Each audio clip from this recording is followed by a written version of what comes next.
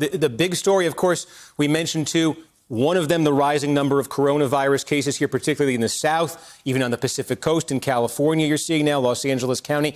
My question to you is, we all think back to March into April when the coronavirus was just pounding New York and a couple of other areas in this country. What is your sense of what you're seeing in the South and in the West right now? How does it compare to what we saw in New York, the New York area, back in March and April? Well, Stu, as you heard WHO say today, they think the worst globally is yet to come. And not only that, but they called for the idea that we need national unity and global solidarity to sort of, attack this pandemic. And the trouble is, and what we're seeing right now is the same type of rise, right?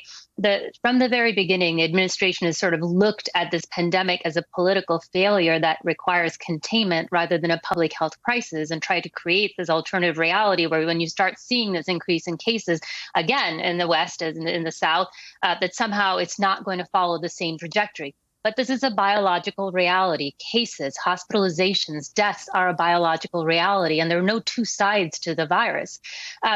The other problem that we've seen, of course, is, a lot of the states, some of the states in specific, took the strategy that was unsustainable, which is they created a narrative that this is basically public health pitted against economy, rather than the fact that to sustainably reopen the economy, you need the strong scaffolding of public health preparedness. And so for me, it's heartening to see that, we have the VP now talk about the mask and physical distancing. We have governors rolling back reopening, but it's sad to see that that's happening in the setting of the fact that we're already seeing healthcare facility crisis in many of these states, in Arizona, in Florida, in Texas. So when we look back at this, when we assess the American response and the failures that we had in response to COVID-19, of course, the testing capacity building and delay of that will be a big thing that we look at. But the other failure will be our inability to come together as a nation, our inability to get this national unity. And the sad part of this is that it's a self-inflicted wound, and we needed somebody to bring us together. And instead, I think we got a narrative of divisiveness.